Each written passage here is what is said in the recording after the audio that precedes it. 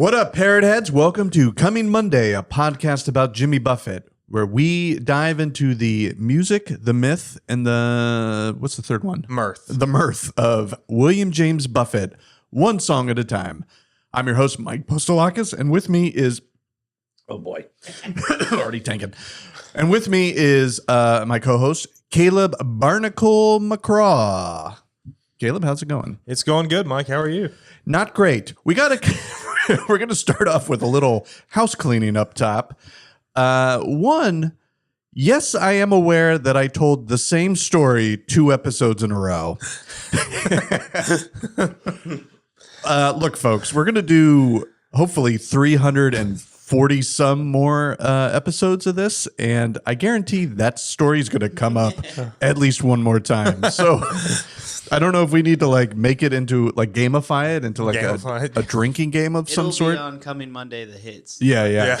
But my pot-addled brain sometimes forgets, even moment to moment, that I've said the same thing twice. I like how you said pot-addled brain, not the fact that you're 65 or something. Well, dude, I like Nice adjustment. Yeah. I was going to say 30, but never mind. That's way too young.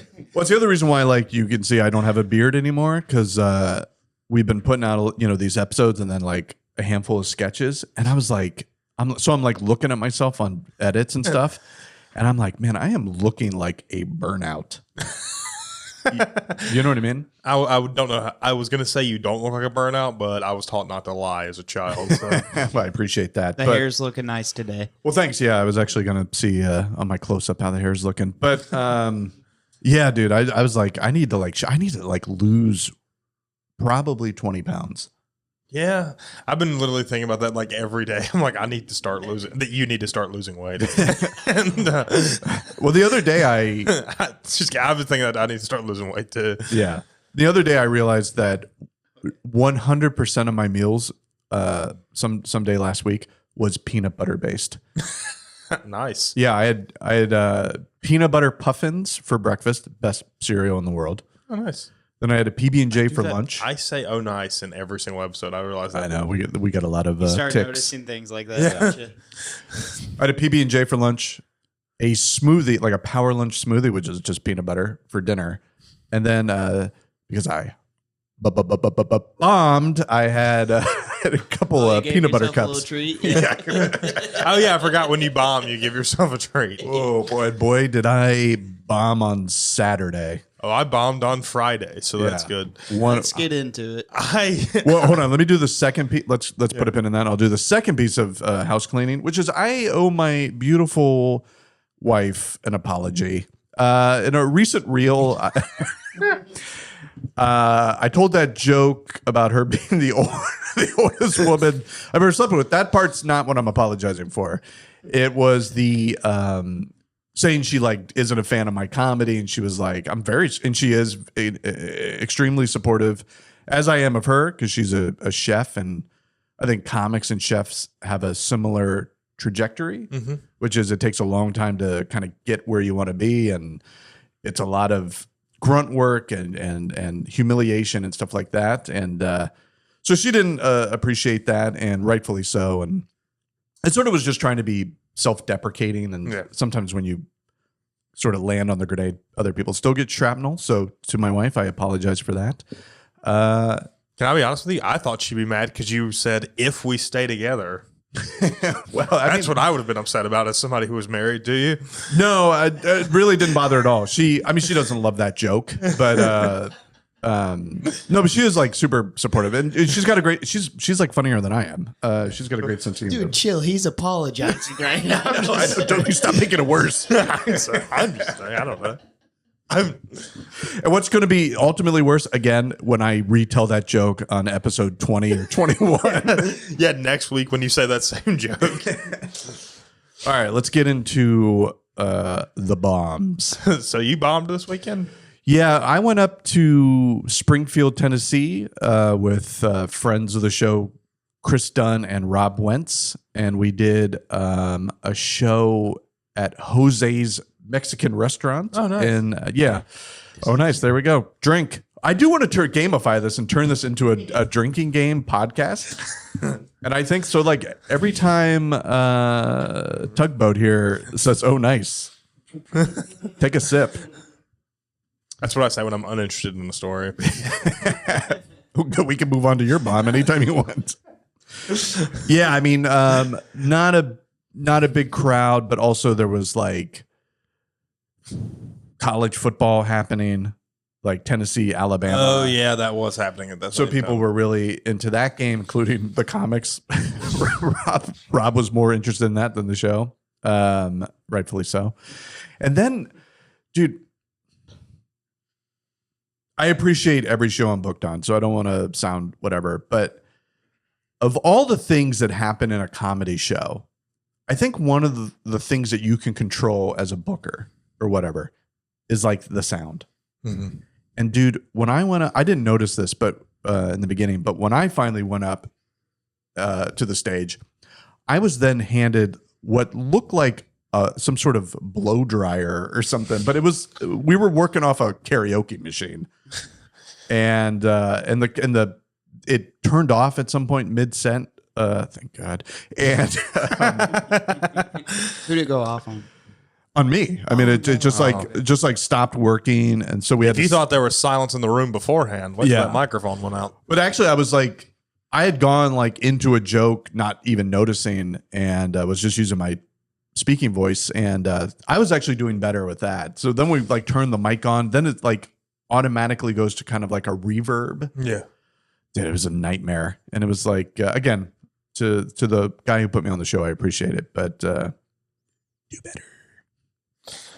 Then later he had a mic. Like later, like after the show, like I look over and Chris is helping him like plug in like a proper mic, and I'm like, what are we doing here? Like we could have had a regular mic. It's crazy something because a lot of times those places are like that we do comedy are like built for music, so they just think like, oh, it's the same. You just turn the microphone on and set it to singer or whatever, and then you just like let it go. It's like no, I mean there's like levels to this. There's things you got to do. There's certain like mixes I guess that need to be in there. But yeah, it's just that's infuriating whenever it's something like that where you're like, there's a person whose job it is to know how to fix this. Why is it not getting fixed? Yeah, and so it was a rough one for me especially, and.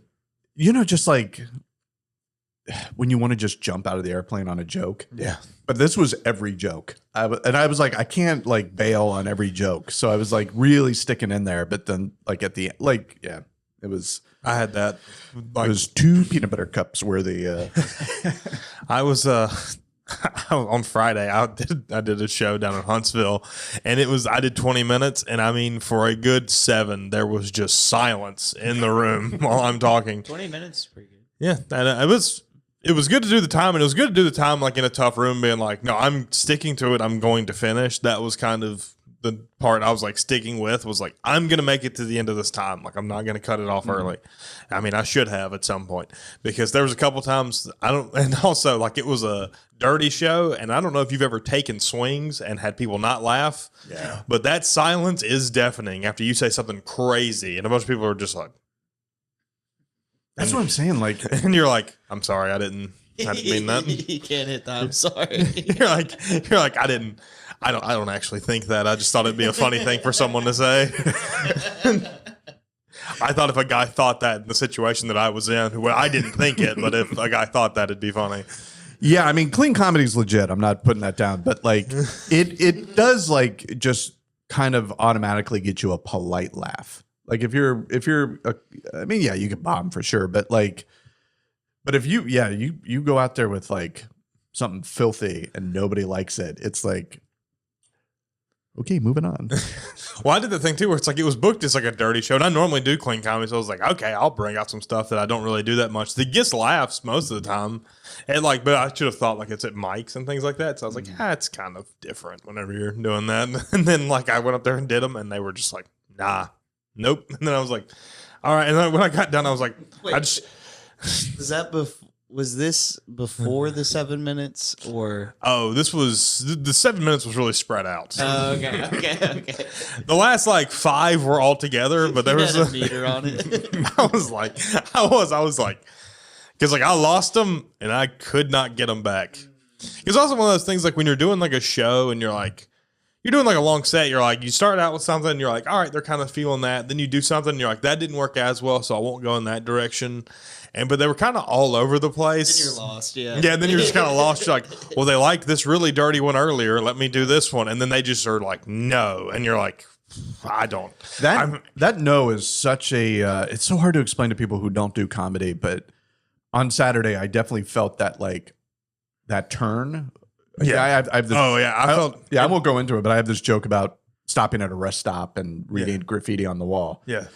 And dude, I told that one and I felt just a collective, we hate you. and I even pointed, I was like, I think this one guy wants to fight me after the show. I mean, it was like, I never got him back after that. Yeah, I remember because I was doing a joke about football, and I remember I did this thing, and it ends with like, I was like, I would say football's like smoking. I was like, and basically you tell your kids like, hey, you can do this. It'll kill you at an early age, but you'll be so cool to your friends in high school. And I remember I did that, and then I was like, and then I have a tag I do sometimes where I'm like, and if you're really good at it, you'll probably get arrested for beating your wife. Yeah. And then I remember everybody got really quiet, and I was like, okay, Google University of Alabama controversy and see if nothing comes up. And I did that in Huntsville, which was not a smart idea. And at that point, I was like, oh, this just turned, and I'm supposed to be up here for another 10 minutes. Well, we have a chance, Caleb, to redeem ourselves this Saturday. Yes. Driving 6 hours to Johnson City? 4. I've done it so many times. Oh, yeah. So we'll see. We'll definitely report back.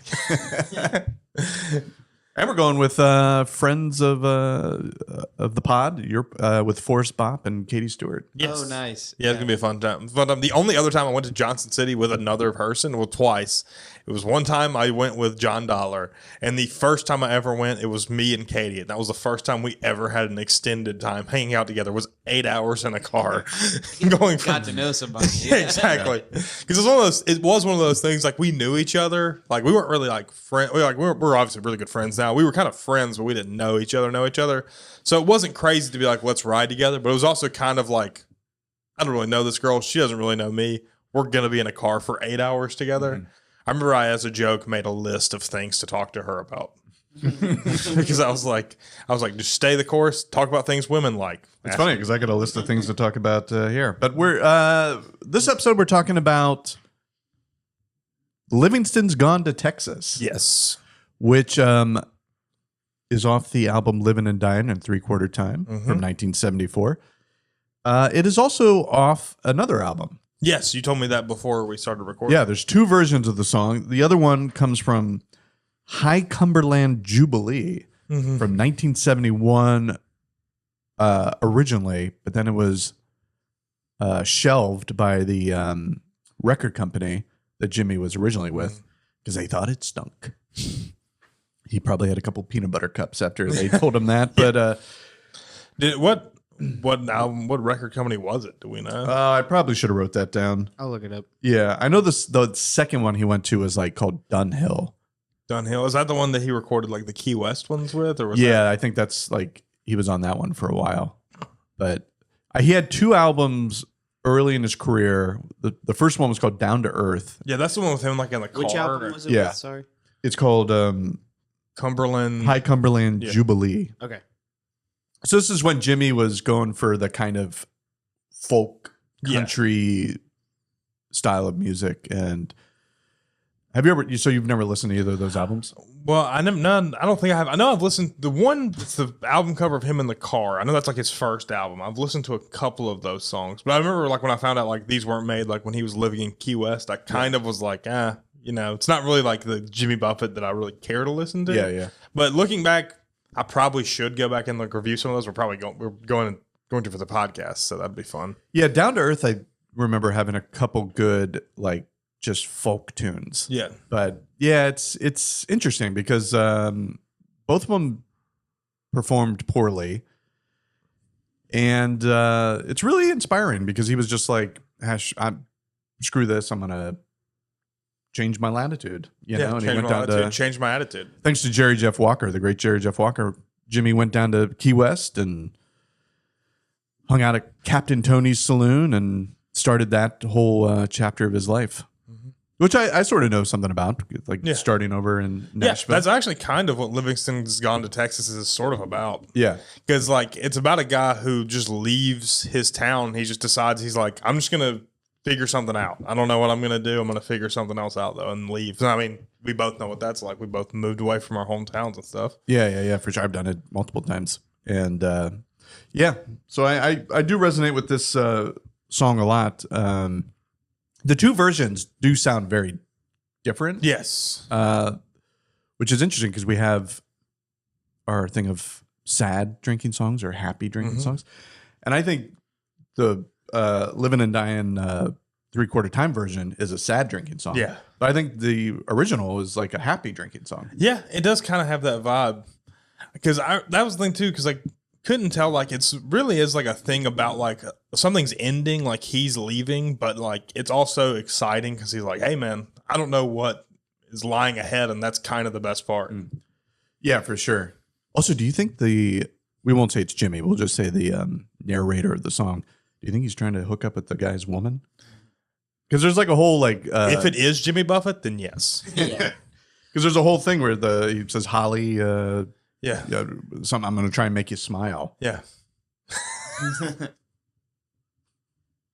kind of friend are you here, pal? You know? Yeah, he's not buying her ice cream, probably. It's like the Who's a quick one while she's away or he's away. Yeah, it's like, hey, look, he's gone to Texas. He's like, who knows when he's coming back? He's not. It's a big state, you know? He said he's learned how to be a cowboy. I mean, he can't do that here. We're by the beach.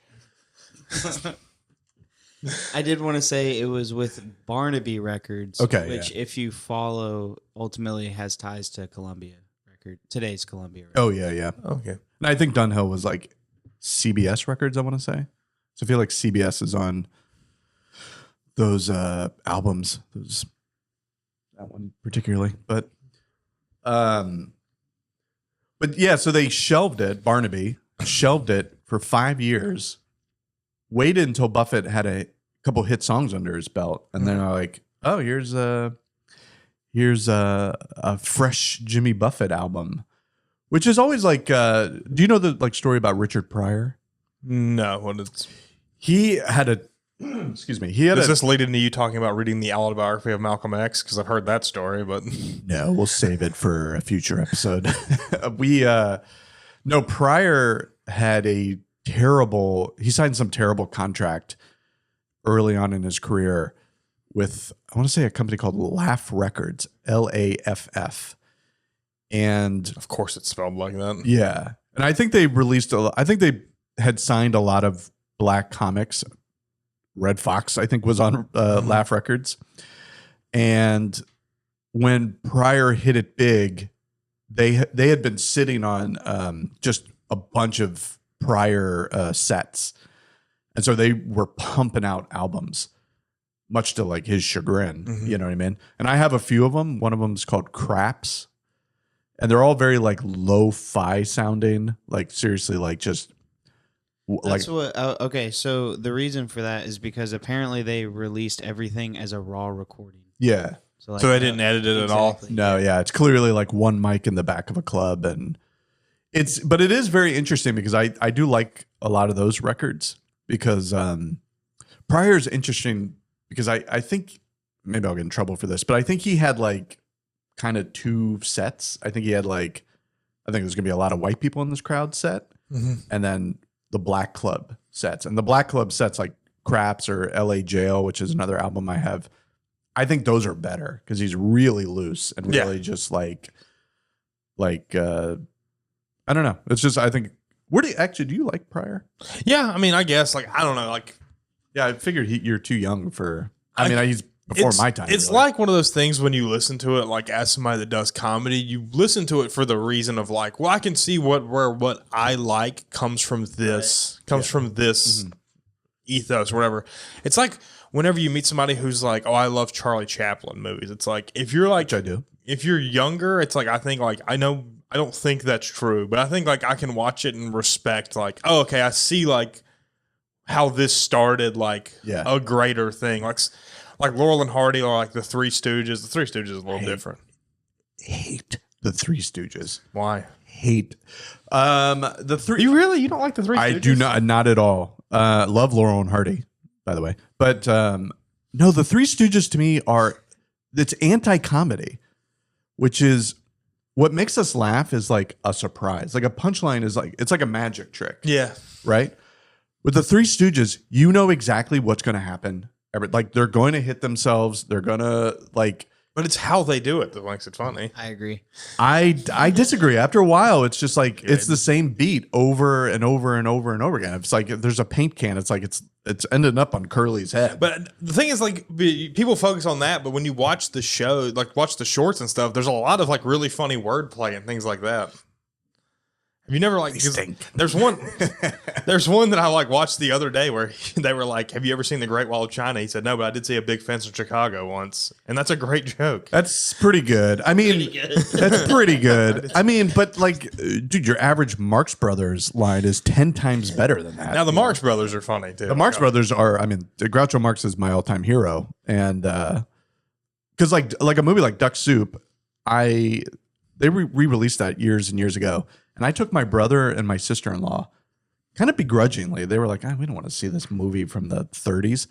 And dude, they laughed through the entire thing. Like that movie obviously looks old and stuff, but like if you just watch it at face value, like it's as good as anything that's released today. Yeah, I mean, that's the thing about the Marx Brothers and the Three Stooges is I think it's a certain level of timelessness because they don't really get stuck. I can't have you put the Marx Brothers and the Three Stooges in the same. I'm sorry, I'm gonna die on this hill. But we'll say that it's for the Marx Brothers, but I consider it for the Three Stooges as well. It's just a certain level of timelessness to it, where it's like they don't really reference anything that's like going on. They're just kind of making jokes and making people laugh, which I think is like what people like about it.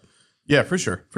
Same thing with actually probably not like with Jimmy Buffett's music. Like, there's not really references that much to what's going on. It's just him singing songs about like whatever.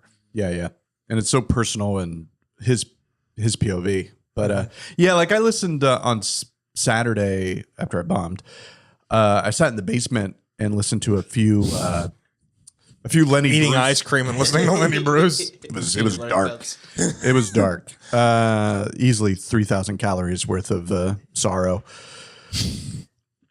But I listened to Lenny Bruce albums because it would have been his 100th birthday, I think, on the 13th. And that's another thing where it's like, yeah, I'm just kind of listening to this like out of respect, and it's so just of its time. Yeah, Lenny Bruce is one, which comedy kind of is like that. It kind of has to be of the time, like at least stand-up comedy, because a lot of it is referencing like, did you see this? I saw like I read this, or this thing happened to me.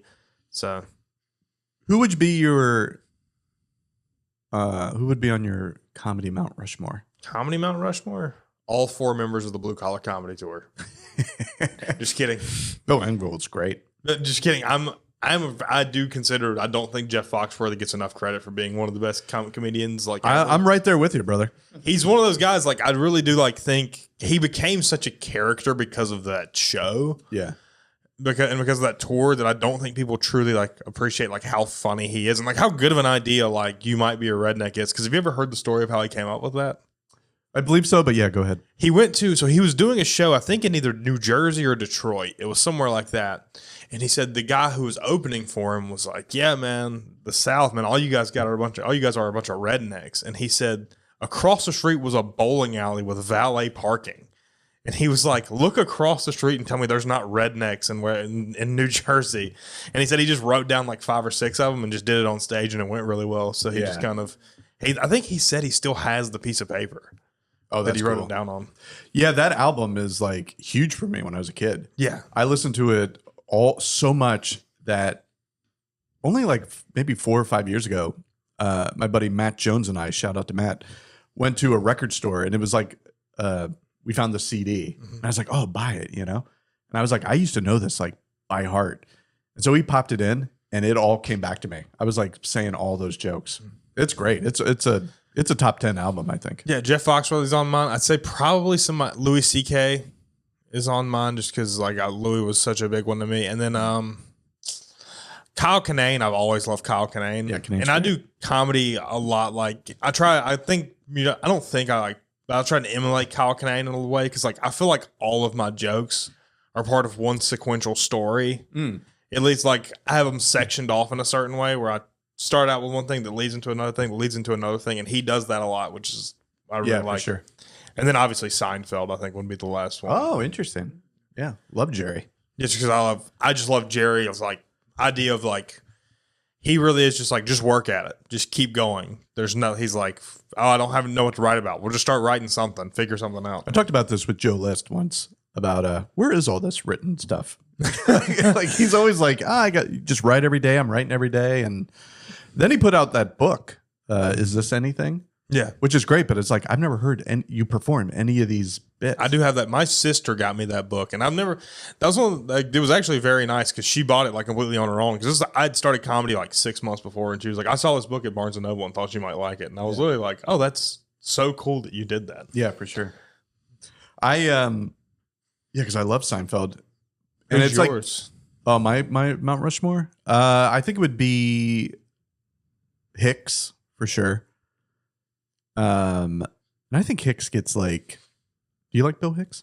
Yeah, I mean he's same thing as like sort of like Pryor or like Carlin. Like Hicks is like kind of before my time, and like I'll watch it and be like, yeah, I can see how this is really funny, but like it's just some of it kind of is lost on me because I've seen people do versions of that. I guess. Oh yeah, and I mean, like, there's that. What club is that? That famously somebody wrote on the wall, "Stop trying to be Hicks." Yeah, well, Hicks is also one of those people too, where it's like seeing it. It's just like we said with like Chaplin or like Laurel and Hardy. It's like when you're the first person to do something, it is obviously great, but then like other people just see it again. Like when they see you for the first time, they've seen people emulate it. So you're like, why is this so like cool? Why was this such a big deal?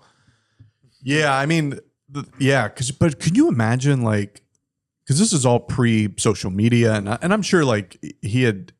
The interesting thing about Hicks is like, I think he's great, and he gets a little, I think, handicapped by people because of the political material. Yeah. Where it's like he had great relationship jokes and sort of stuff like that, which is like evergreen material.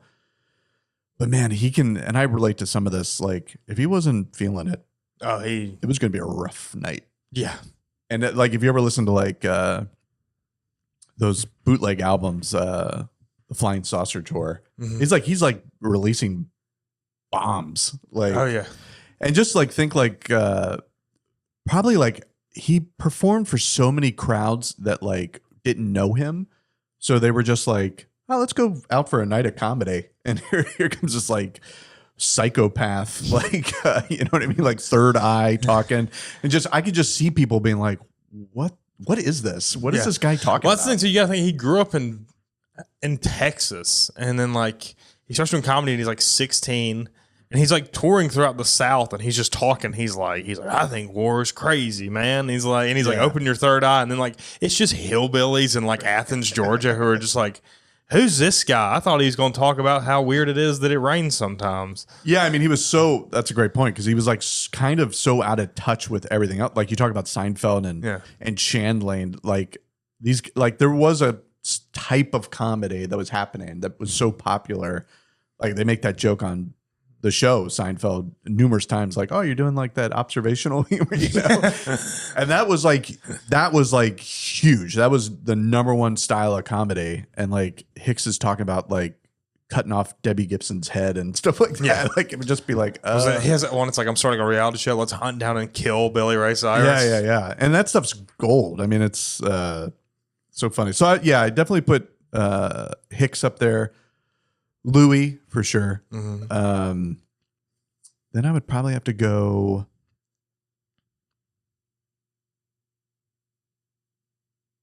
Attell and then Patrice or Stephen Wright. I would have to go Stephen Wright. I like a lot too. Yeah, Stephen Wright. That was the first comedy I ever actually heard, like stand up. Like I think my brother had I Have a Pony on cassette. And I would listen to that. I wore it out, the tape, because I was just like... Well, Stephen Wright's also that type of comedy I really like. It's just set up and punch, which I really like. That's another reason I like the Marx Brothers and the Three Stooges. It's all just set up punch. That's all it is. It's amazing writing. And I just, as a kid, would listen to that cassette and being like, what is going on here? Like, I remember like laughing, but I was like, I don't even think I like considered it comedy. I was like, this is strange. I remember a buddy of mine said that in college about Jerry Seinfeld, and he was like, Jerry Seinfeld doesn't do jokes. He just makes a series of really good points. Yeah, sure. He's just like, he said, you'll just sit there and listen to it. It's like, yeah, like, why do they landscape in a cemetery? Like, who is that for? I do. And I remember like the first Stephen Wright joke or whatever, like the first joke, I was like, oh, that's insane. Like how good that is. And it was, the joke is, I'm going to butcher it, but he was like, I have a dog. I named him Stay. Just so I could say, come here, Stay. Come here, Stay. You know? And at first the dog would just look at me confused, but now he just ignores me and keeps on typing. And it was like that keeps on typing part. I was like, what does that mean? That's crazy. That's the craziest thing I've ever in my 8 years on earth. Like that is funny.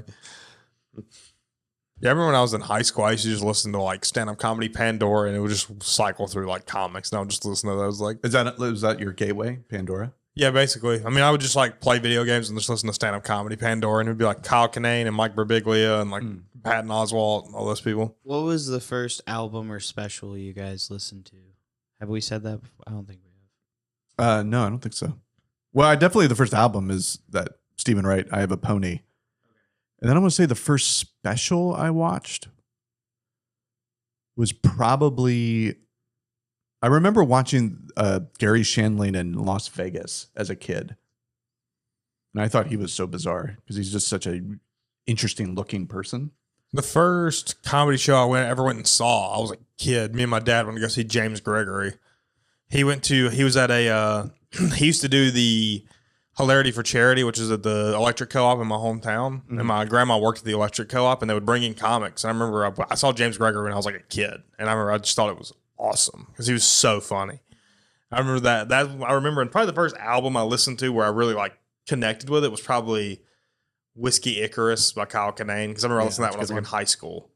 Like, because obviously when I watched Comedy Central like all the time when I was a kid. I'd watch like the Comedy Central Presents and all that stuff. When I was a kid, I used to dream about being a comedian and then be like, what would I have on the stage whenever I'm doing this? Because they used to have like the cool setups, and I was like, I want to have something cool like that. What would you have? I don't know. Now that I've gotten older, I'm not sure. Some plaid shirts, just plaid shirts. Yeah. I don't know. It'd probably be something like real quick. Kyler should do that one day. Kyler, feel free to take this idea. But when he finally tapes something, it should be like every animal shirt hung up like curtains. Like, you know what I mean? Mm-hmm. That would actually be a good idea. Yeah. I don't know. I'm trying to think about what I reference a lot in my act. I might have like I could have like a lunchroom because I have a joke about being a free lunch kid. I might do something like that, or it would probably just be like a backyard, like a back porch with like a fake above ground pool in it. Oh, that you should 100% do that. Yeah, I think that's great. I'm not even like that into, because like the way I think, one, I like to listen to comedy more than watch it. Yeah. Like, I don't really like watching specials, but that is something that is dying out, is the comedy album. Yeah, which I don't think people do much anymore. No, that's to me, in my opinion, and what do I know? I just think that's the best way to take in comedy is audibly, I guess. Yeah, because I think too many people focus on like specials and all that stuff. But like, I think actually, because me and Daniel Hobbs, friend of the show, we were driving back from going to hang out with some people the other day. And we were listening to Patton Oswalt, and I was like, "This is which one?" It was the one that I think he films in Athens. It's the one where he has the joke about, and he's pretty tuned up. Yeah, right? he has the joke about how like you should get after you turn a certain age, law should stop applying to you. Yeah. He's like, when you turn 90, you should be able to legally litter. He's like, just ball someone in front of a cop, throw it in front of him, and be like, guess what today is, and then walk away. I think he is tuned up, but yeah, I think he mentions like I'm pretty hammered. I think he does. Yeah, if that's the same one, I think is that Feeling Kind of Patton? I think so. Because I think that's his best one. I know he recorded it like in Athens, because he references Athens like in Athens, Georgia, and he references like being there. Yeah, because that might be a top 10 album. Because I think maybe that's the one with Carvel. Yeah, the Carvel. Oh, dude, it's so good.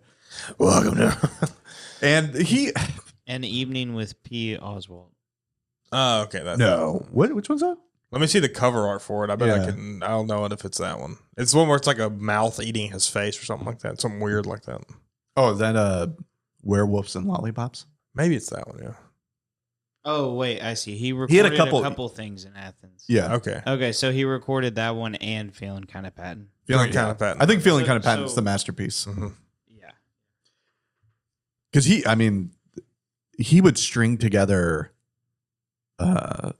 when he would do the bit about Robert Evans Yeah. doing the Sports Center, yeah. And Frank Sinatra was on the other line, and baby, he wasn't crooning. Like, it's so many great. We're trying to keep this a clean podcast, so that bit devolves into some filthiness. But that's such a great, beautifully worded bit. I think, I'm just like I'm all about albums and because that's just what I grew up with. yeah. And I remember, I will say, Dennis Leary's, this is like my evolution of comedy. Like Dennis Leary's No Cure for Cancer, Mm-hmm. I was like obsessed with. I think that came out in 93. So I would have been 37. And but nothing on that. Okay. Anyway, an old joke. Sorry, I was thinking about Dennis Leary doing comedy, and I was just I remember the first time because honestly, I know Dennis Leary from. He was the dad in The Sandlot when I was a kid, and then I knew he was on that fireman show I wasn't allowed to watch because it was That's a good show. inappropriate. It was actually a very good show. He's actually a very good, to give him some props because I'm about to poop on him. He was very good at creating television shows, and he's a pretty good actor. Mm-hmm. But you know the story that he stole. Yeah, he stole like Bill A lot Hicks of stuff. Hicks. But my buddies and I were huge fans of No Cure for Cancer, and I had that memorized, and we would like call each other at night and just like do the bits, That's funny. And then I picked up, I think it would have been maybe an issue of Rolling Stone or something, and there was just like when they used to do like the hot comics, you know, or what the hot list. The hot comic was Bill Hicks, and they talk about him dealing with Dennis Leary stealing his material. And I was Did he actually like word for word steal it, or was it a? Pretty close. He did. I know he did like essentially the same character on stage. Yeah, but same persona, and then he did like they both have Jim Fix bits. Jim Fix was this like running enthusiast who died running, so they both did that bit. And like, hey, that's like that was in the news. Like that's in the news, but the angle is like the exact same. And so I remember, like, I read this article and I was like, wait, what? And so then I went to like Coconut Records and I bought Dangerous by Bill Hicks, which came out the year before. And yeah, I heard it and I was like, oh my God, that's insane. And I'd never listened to No Cure for Cancer again. Yeah, Dennis Leary's one of those people. I remember like I'd never listened to his comedy. Then I did one time. Like I was like a teenager and I was like, why is he so angry? Yeah. Like it was one of those things where I was like, that's never like appealed to me. Like angry comedy has never really like been something I've like thought was funny. That's so peak like, Gen X. yeah, it's That's just a like Gen X mentality. people infuriated. Yeah. But then again, I do clean comedy. Clean comedy's peak angry comedy. You just don't cuss. And then I think there's a story out there that Louis said that Dennis Leary stole something from him. Yeah, he stole the A-hole song. The A-hole song, yeah. Because I literally was thinking about that on the way here because I remember I was listening to like an old Louis thing. And he said that he was like doing a showcase. And because I was thinking about that, I was like, because we've talked about that some with like Jimmy Buffett as well, where it's like, does it count as stealing if someone tells you an idea and you expand on that idea? Because that's essentially what Dennis Leary did. I think he stole the bit. Just go ahead and clarify that. But like, it is because like he said, Louis was on stage and he did that bit, and then he said Dennis Leary kind of came on stage and riffed off of it. Mm-hmm. And it's like that's different when you're like in a club and you're hanging out and you're like, oh yeah, you could also say this, or how about this, or how about this, but then when you just start doing that, it's like that's not cool. Yeah, not cool at all. Yeah, I mean, have you ever had a joke stolen? No, I have. Really? Recently. We won't say who it was because we both know him. But yeah, because somebody pointed it out to me. Matt West, friend of the show, was like, beep. It started doing this joke that I did, which I don't even want to do the joke because it would be so easy to. This is what sucks about when Yeah. people steal jokes is that this is like when you feel like the victim and you can't do anything. Yeah, you can't say anything about You it. can't say anything about it. Although I definitely have a timestamp because I like went through my audio recordings of like when I first did it. And then that person was on a Flap Sweat show where I definitely did it. So I kind of did the math on it. Then I'm probably still telling too much. He then did it as like, so he did the joke, and then I guess he filmed the joke as like a short sketch, which he no longer has on his Instagram, which is interesting. But yeah, that really sucks. Oh, it does suck. Yeah. Yeah. But I also look, it's like, all right, I mean, if you need it, take it. I'll write You can write something else. I'll write something else. Yeah.